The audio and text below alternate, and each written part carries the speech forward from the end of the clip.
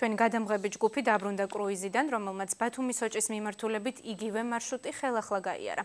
საკრუიზო გემზე მყოფებმა ტურს ნოსტალგიური გასეირნება უწოდეს. შთაბეჭდილებები მარი ბოლქვაძემ სიუჟეტში გააერთიანა. მან ისიც გაარკვია, რომ კომპანია ტურებს მარტიდან განაახლებს, ორ თვეში კრუიზის სტუმრები სოჭის შემდეგ სტამბოლში ჩავლენ.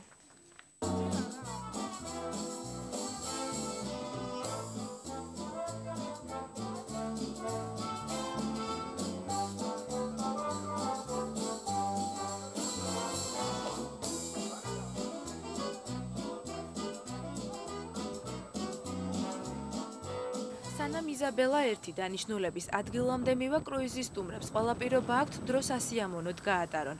9 სართულიანი ლაინერის ტურისტული ინფრასტრუქტურა მეხუთე სართულიდან იწყება.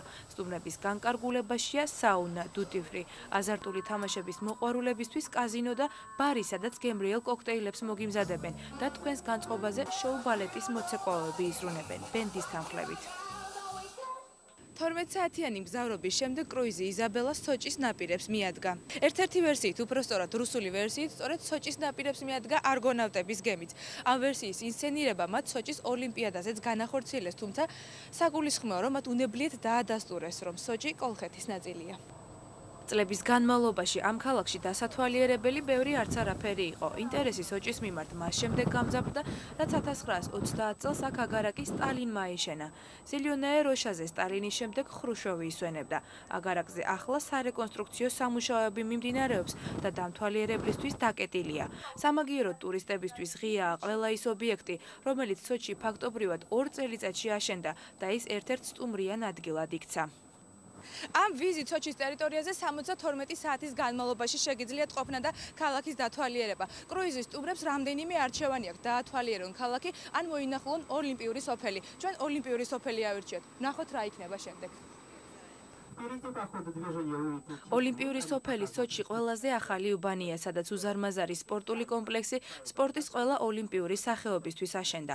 დანამდვილებით არავინ იცის რა დაჯდა მშენებლობა, მაგრამ აქაურები არ მალავენ, რომ თანხა 800 მილიარდს აღწევს. ტურის მომდევნო გაჩერება კრასნაია პალიანაა, სამთო სათხილამურო კურორტი და ოლიმპიადის ზამთრის სახეობების ჩატარების ერთ-ერთი ძირითადი ადგილი. ბოლო პერიოდში კურორტი დამსვენებლებისთვისაც სასურველი ადგილი გახდა. მოსკოვიდან ჩამოვედი. 1 თვის განმავლობაში დავისვენებ. ძალიან მომწონს აქაურობა. 8 წლის წინ აქაურობა უდაბნოს გავდა. 2 წელიწადში ფაქტობრივად ქალაქი აშენდა. კრასნაია პალიანადან სოჭამდე 1 საათი დაგჭირდება. ღამის ქალაქში ყველაზე კარგად შეიგრძნობ თანამედროვე სტილში აშენებულ ევროპულ ქალაქს. საერთაშორისო ბრენდების სასტუმროებით, საცხოვრებელი კორპუსებით და რესტორნებით, რომელთა დიდი ნაწილი ახლა ცარიელია. იყო ძალიან კარგი ტურები და მე ძალიან კმაყოფილი ვარ, ვუსურვებდი ყველა ჩემ მეგობარს, რომ წასულიყვნენ ემგზავროთ ამ ტურით. ეს არის ნოსტალგიური მარშრუტი, გარდა იმისა, რომ არის უბრალოდ სოჭი ბათუმი.